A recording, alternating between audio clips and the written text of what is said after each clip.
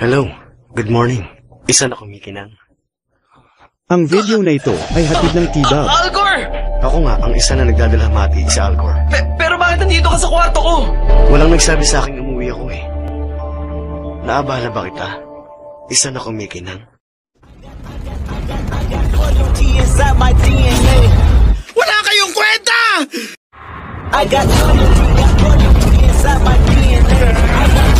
Wala nang saysay pang magpapatuloy ang laban. Simula ngayon, malalaman na ng mundo kung ano ang sakit. Shinra Tensei!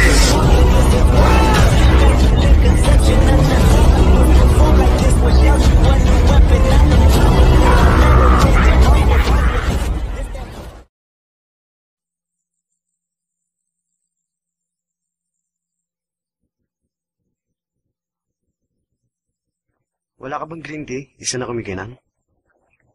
Wala. Kape lang ang meron ako rito. Okay. Pero dahil nagabala ka sa pagtitimpla ng kape para sa akin, iinumin ko na lang din to. Umiinom din ng septentrion ng tsaa? Ngayon ko lang nalaman yun Ito ang natutunan ko kay Yamato nung bata pa siya. Ang sabi niya sa akin, ganito ang ginagawa ng mga tao kung may pag-uusapan. Ni Yamato? Alcor, pwede mo bang sabihin saan kung anong relasyon mo kay Yamato? Magkaibigan kami dati, yun ang tingin ko. Dati? Kahit bago pa siya pinanganak, maabilidad siya at marami siyang kakayahan. Marami siyang pagpipilian. At dahil meron siyang malakas na kapangyarihan, naniniwala akong gagawa talaga siya ng tamang desisyon. Pero ngayon, hindi na ganun ang tingin mo? Ng T-Dub. Sa tingin ko, nakakalungkot ang pinili niya. Tinalikuran niya ang ibang bagay na kaya niya pang gawin. Nagmadali siyang magdesisyon. Ano naman ang naging desisyon ni Yamato? Ang pamunuan niya ang mga taong may abilidad. Gusto niya ang meritocracy. Pero ayos lang naman kung yun ang gusto niya. Paano naging maayos yun? Sino ba ang may karapatang magsabi kung maabilidad ba o mahina ang isang tao? Mukhang kayang gawin ni Yamato Otsui ng ganun. Wala siyang pag-aalilangan katulad ng iba. Para malaman mo, wala akong balak na sumang-ayon o tumutol sa kung anong desisyong pinili ng mga tao. Pero kung hindi mo isasaalang-alang ang ibang posibilidad, parang hindi ka na rin nag-iisip nun at hindi maganda yun. Kung ganun, dapat umisip tayo ng ibang paraan. Siguro, ganun nga. Ewan. Hibiki, tulad ni Yamato, ipinanganak ka rin may malakas na kapangyarihan. Hindi ko naman ginusto yun. Ganun naman talaga ang abilidad, di ba? Gustuhin mo man o hindi, nandyan pa rin yun. Kaya ngayon, nag-aalala ka sa gagawin mo. Basta hindi ka tumitigil sa pag-iisip, magkakaroon ka ng pagpipilian. At alam kong magiging maganda ang desisyon mo.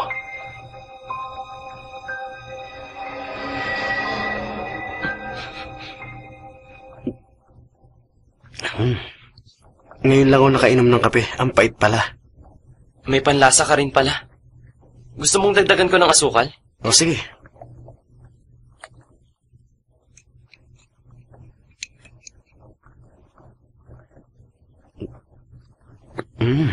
Mas gusto ko na ang lasa ngayon. Maraming salamat, Hibiki. Pero wala lang naman yun, Alcor. Nung tinanong mo ako, binigyan mo ako ng mapagpipilian. Kaya naman, nagustuhan ko na tuloy ang lasa ngayon. Hibiki, doon ka nagkakaroon ng mga posibilidad.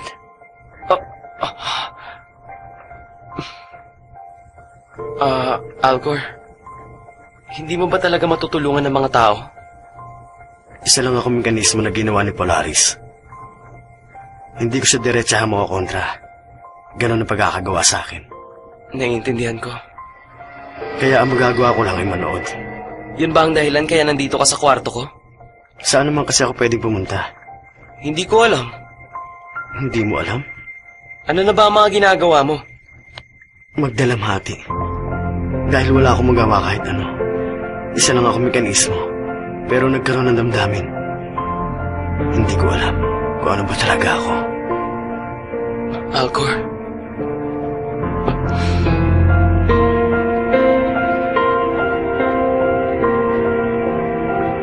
Kung hindi ka namin kalaban, at hindi ka rin makikialam, okay lang na nandito ka. Ang video na ito ay Mukhang hatid medyo ng nagbago T-Dub. ng tingin mo sa akin ngayon dahil sa mga napag-uusapan natin. Ano? Gano'n naman talaga nangyayari kapag nakausap mo na ang isang tao eh. Sa pag-intindi mo sa akin, lumalim ang relasyon natin. Ang saya ko. isa na kumikinang. Ano ba talaga ang mga septentrion? Pero siguruhin mo lang na walang ibang makakakita sa'yo nandito ka. Kapag nalaman nilang may septentrion dito, sigurado akong magkakagulo.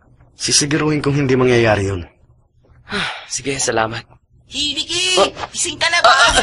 Shijima, kumatok ka muna. Hindi na, okay lang yun. Mga Ito tao, para sa bagong... kumusta? Sandali lang ipapaliwanag ko! Iyan na nga! Minahon ka lang, Nita! Makinig mo na kayo sa akin! Hibiki, siya yung weirdong bigla na sumulpot, di ba? Minahon ka lang, Daichi! Anong binabalak niya?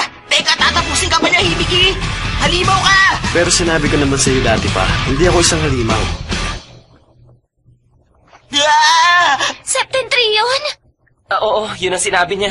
Kakampi siya namang umatake sa atin. Hindi siya tao. Alam nyo, nakadepende sa tingin ng isang tao kung kalaban o kakampi niya ang isa. Alcor, pwede ba tumahimik ka muna? Bakit naman? Lalong gumugulo eh. Ganun ba? Huwag kayong mag-alala, mukhang hindi siya kalaban na tatalunin natin. Sa tingin ko. Tama ka dun. Sabi na sa'yo, Alcor, tumahimik ka muna. Okay. Totoo ba yan? Sa bagay, si Hibiki na mismo ang nagsabi. Teka, alam ba to ng iba? Tayo pa lang ang nakakaalam sa ngayon. Hindi ko sinasabi para di na magkagulo. Daichi, pwede bang pagkatiwalaan mo sana ako tungkol kay Alcor? Kilalanin mo na lang muna siya. Matalino ang desisyon mo, Hibiki. Ewan ko sa'yo, baliw ka. Mukhang close na kayong dalawa. Ano? Bakit, Yunita? Kasi,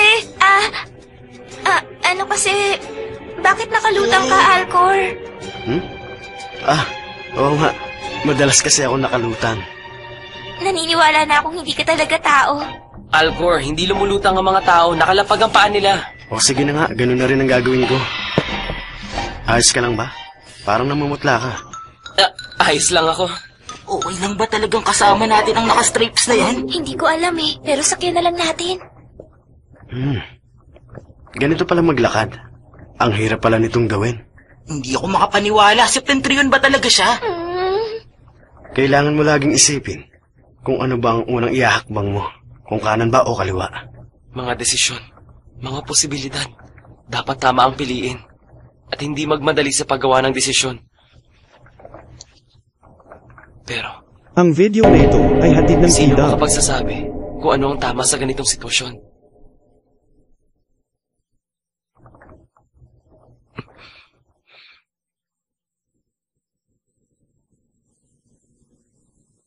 Tatlo na lang. Pagkatapos, mawawala na ang lahat sa walang kwentang mundong ito. Pagkatapos nun, magsisimula na ang isang bagong mundo.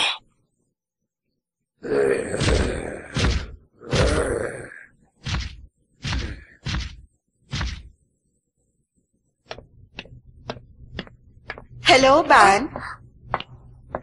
Ikaw pala, Kujo. Talagang ba ng tawag? Anong gusto mo, Ban? May nickname ka agad sa akin? Ba't pala? Masyado ka namang seryoso. Sige ka, sayang yung kakyutan mo. Ako nga nagtataka sa'yo eh. Nagagawa mo pang ngumiti sa ganitong sitwasyon. Yun ang dahilan kaya mas kailangan mong ngumiti ngayon. Grabe yung nangyari sa Nagoya. Nakakalungkot talaga. Hindi mo na kailangan alalahanin yon. Huwag kang mawawala ng pag-asa, Ban. Siyempre naman. Nandito na kami. O, nasa na yung iba? Kaming dalawa lang ba ni Ban na ipapatawag mo, Makoto? Ganun nga. Kayo lang pinatawag namin. Kailangan ng kapangyarihan niyo para sa misyong to. Mission? Sandali na lang at lilitaw na ang panglimang septentrion. Ganun ba? Kung ganon kaming dalawa ni Ban ang tatalo sa kalaban. Oo. Minsan kasi nakadepende sa kakayahan ng isang summoner para makatawag siya ng espesipikong halimaw. Salamat sa medical examination kahapon at nakakuha kami ng mga kailangan naming data. Nalaman namin kung sino pinakabagay para sa misyong ito. Grabe naman yon, ha? Chinek nyo kami nang hindi man lang sinasabi sa amin kung para saan ba yun. Hindi namin kailangang sabihin. Ayos lang naman sa akin kung tatalunin ko ang kalaban gamit ang kapangyarihan ko. Okay, ano bang gagawin namin? Teka, binabantayan niyo akong dalawa. Ano? Binabantayan? Hindi naman sa ganun. Hindi ka lang kasi namin maiwang mag-isa rito. Malapit na dumating ang oras. Okay lang ba nandito kayo? Bakit? Anong meron? Ang nakaraan at hinaharap. Ang lahat ng yun ay matagal na nakatadhanang mangyayari.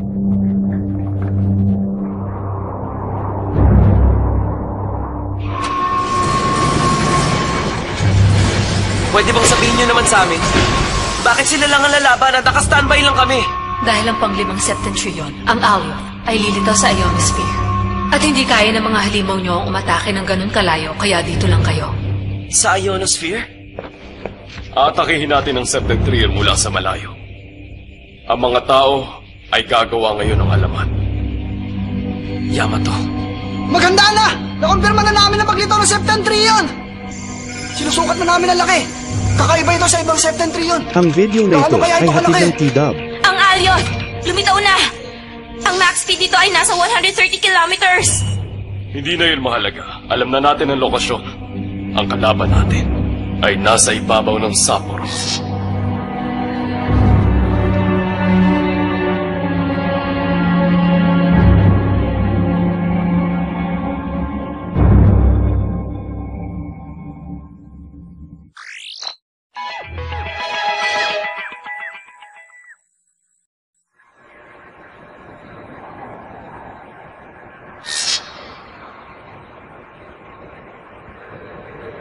Grabe, sobrang lamig naman dito sa Hokkaido, hindi ko na kaya.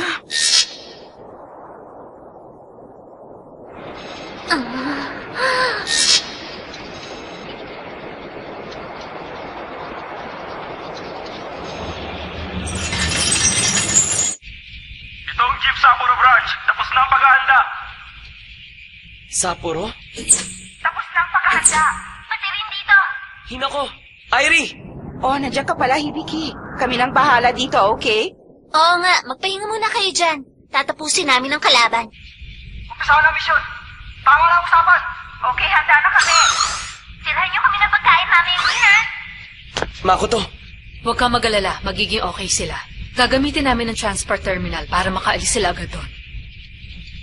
Makakaligtas silang dalawa. Sige na, simulan nyo na. Si Shiva, ang Diyos ng pagkawasak. May kakayahan siyang sirain ang lahat ng bagay. Pero may iba rin siya magandang katangian. Si Hinako Kujo naman ang nag-iisang anak na babae ng pamilyang Kujo. Base sa ginawang diagnosis ng Jeeps, napakagaling niyang sumayaw at malayo ang kakayahan niya sa ibang mga mananayaw ng Jeeps.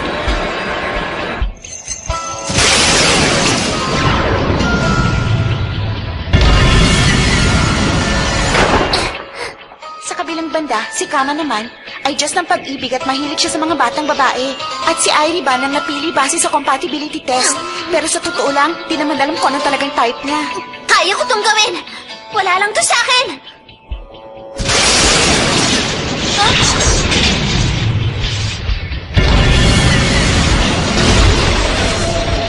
Nagtagumpay siyang tawagin si Kama.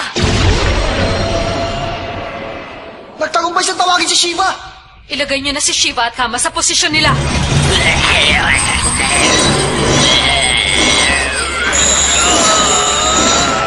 Lumalakas ang kapangyarihan niya, Alioth. Paatake na to! Buksan niyo na lahat ng defense barrier ng Sapporo. Huwag niyong hayaang tumamang tira nito. O sige, buksan lahat ng circuit ng Rayong Yaku. Buksan lahat ng defensive barrier. Ang video na ito ay hatid ng T-Dub.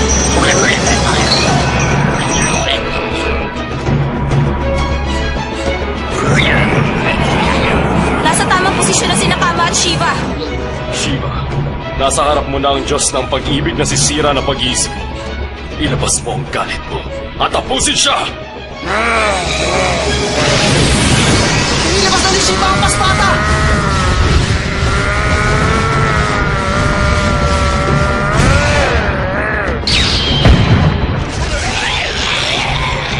Malapit nang umabot ang paspata sa ionosphere. Tinamaan ang core nito!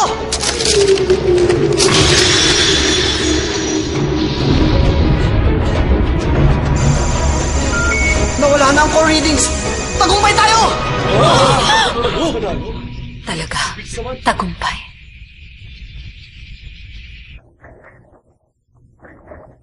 Okay. Ganun pala ang ginawa niyang plano.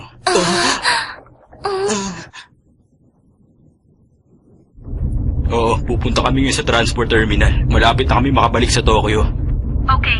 Doon kayo sa gate 3 pumunta. Ano yun? Hindi maganda ito. May nakita kaming malaking bagay na pagbagsak. Yung katawan ng Alyot. Ha?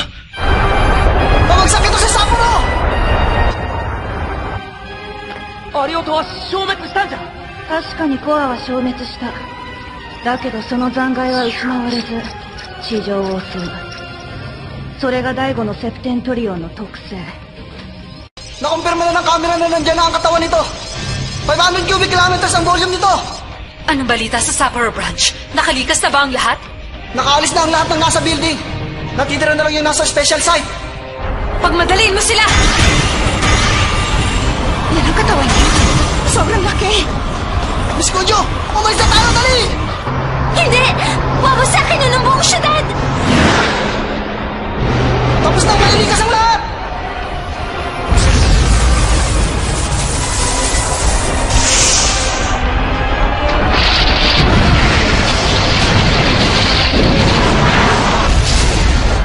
Bumabagsak na ang Alyot sa buong Sapporo ngayon! Wala nang makita! Maganda sa magical attack!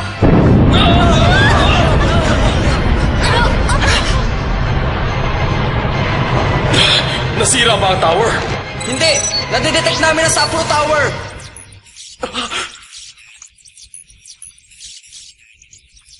Ang mga sibilyan. Nakakalungkot. Pero hindi namin nailikas ang lahat. Ang video na ito ay hatid ng T-Dub. Natapos na ang misyon. Yamato! Alam mo na magiging ganito! Tama ka. Alam ko ang katangian ng kalaban. Kung may maisip kang ibang paraan para matalo ito, sabihin mo. Kaming mga tao, kahit anong gawin namin, wala na kaming matatakbuhan. Tama. Lumalawak ang kawalan. Wala ka na matatakbuhan kahit saan ka pa magpunta. 2 araw na lang. Pero ang tanong, may makakaligtas kaya kahit isang tao? O kaya wala kahit isa? Ang itinakdang araw, ang pagwasak ng septentrion, ang pagbabago ng mundo. Ilang daang taon nang alam ng pamilyang Hotsuin ang tungkol dito. Kasama ang gobyerno, itinago nila ang impormasyong ito dahil gusto nila magkaroon ng kapangyarihan. Si Yamato Hotsui, gusto niyang makaligtas sa 7 araw na yon at gumawa ng bagong mundo na sinusunod ang National Refinement Curriculum. Ganun ang gobyerno na gusto niyang gawin. At feeling mo walang pakialam ang gobyerno sa mga tao? Kung sa bagay, hindi naman talaga patas ang mundo sa ngayon. Sandali, Hibiki. Huwag ka sana magkamali sa desisyon mo. Mabubuhay ako pero mamamatay ang lahat. Kailangan kong pasanin yan at patuloy na mabuhay.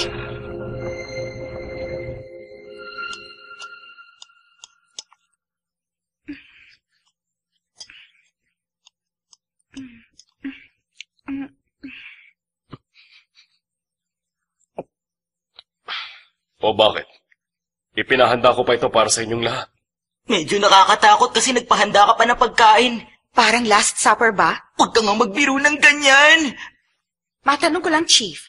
Bakit bigla ka namang nagpahanda ng pagkain ngayon? Nagawa nating talunin na panlimang septentrion dahil sa tulong niyo ni Irie Ban. Kaya pasasalamat ito. Naiintindihan ko, pero kahit natalo yun, wala akong ganong kumain. Kitang-kita ko kung paano wasakin ng Alyot ang buong Sapporo! Para saan ba ito kung marami namang namatay na tao? Hindi na rin naman sila magiging masaya. Kung ganon, hindi nyo kayang pasanin yun? Anong ibig mong sabihin? Ang mabuhay ay ang pagpapasa ng paghihirap ng iba. Pero kung hindi mo kayang pasanin ang ganong kabigat na bagay, sa susunod, ikaw na ang mawawala sa mundo. Anong sabi mo? Hindi ako susuko! Hindi ako titigil sa pakikipaglaban kahit kailan! Irie, kailangan mo kumain ng hapunan. Mas gusto kong kumain ng chawan mushi. Gagawin kita mamaya. Ikaw, Yamato, kaya mo bang pasanin ang paghihirap ng iba? Oo naman. Kahit kailan hindi ko naisip na pabigat yun. Nakakaramdam ang mga tao ng lungkot at ng galit at kailangan ng panahon para maghilom ang sugat sa puso. Pag-aaksaya lang yun ng panahon. Para malaman mo, hindi naman lahat ng tao kagaya mo, Yamato, na walang pakiramdam! Kung ganon, tanggapin mo ang kahinaan mo at sundin mo ang mas malakas sa'yo. Pero wala nang kabaitan sa mundo kapag Ang ganun. video na ito ay hatid ng T-Dub. Ano ba talaga ang kabaitan? Masasabi mo na bang kabaitan kung dadamayan mo ang paghihirap ng iba? Pero naisip mo na ba na habang ganun lang ang ginagawa mo, patuloy namang sinisira ng mga walang kwenta ang mundo natin? Masaya ka ba kung ganun? Pwede ba tama na? Sabihin mo, ano ba talagang dahilan at pinapunta mo kami lahat dito ngayon? Gusto ko lang malaman kung ano bang desisyon yung mga nakaligtas hanggang sa araw na ito. Aming desisyon?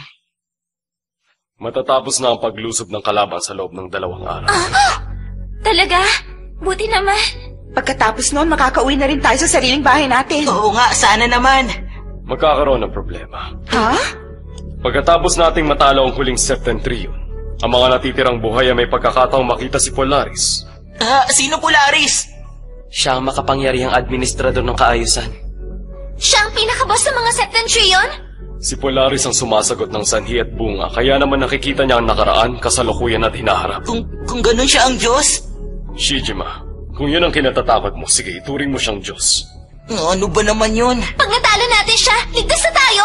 Kapag kinalaban mo si Polaris, siguradong lalong magiging magulong mundo natin. Pero, tingin ko magiging masaya pag nangyari yon. Ang gustong mangyari ng Gyps ay makausap si Polaris. At sa pamamagitan ng National Refinement Curriculum na gawa nila, mangyayari na ang bagong mundong gusto nilang pamunuan. Tama. Mukhang meron ka rin naman palang alam. Ano?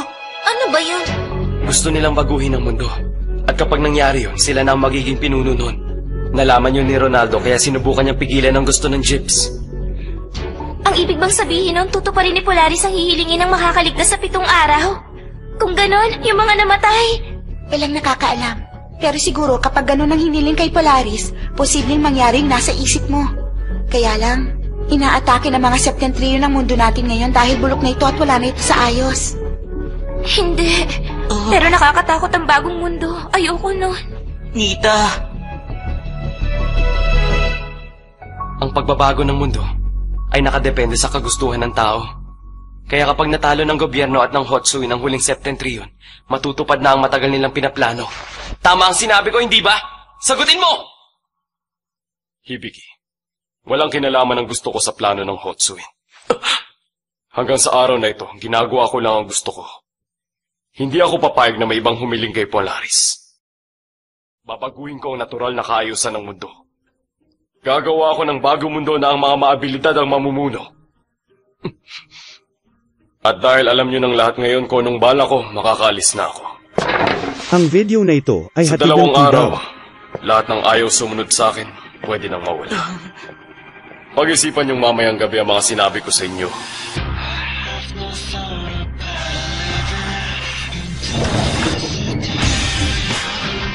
Yamato! Maaaring tama ang mga pamantayan mo. Pero sobrang lupit mo. Hindi ko maisip na magiging masaya ang mga tao kung ganun nga ang mangyayari. Hindi na mahalaga na maintindihan mo. Basta sinasabi ko lang naman kung anong gagawin ko. Hindi ko kailangan ng mga lalaban sa akin. Wala rin akong pakialam kung magiging kalaban mo ko. Papasunurin kita sa gusto ko. Ba't ganyan ka? Bakit hindi mo magawang tanggapin ng mga tao? Pinapasan mo ang lahat ng bagay sa mundo. Malaki ang pagkakaiba ng pagpasan at pagtanggap, Yamato. Maliwanag? Wala ka kasing masyadong alam. Ibig, mananatili ka sa tabi ko hanggang sa uli. Kung para sa iyo malaking pagkakamali ang pag-iiral ko, dapat makaligtas ka sa paghuhupo. Hibigi Kuze, may papangako mo ba sa akin yun? Pangako. Yamato. 2 araw na lang. Kapag nakaligtas kami hanggang huling araw, matatapos na ang lahat. Kaya lang, ayoko naman ng isang bagong mundo. Gusto kong umuwi. Pasok! Makoto?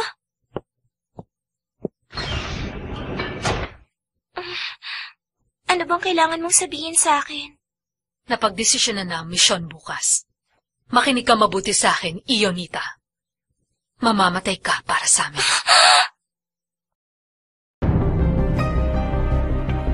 And if I make this sacrifice... I'm sorry, but you need to accept Begin the this. scenario. Nita! Stop it! Please stop! No! Let her go! Nita!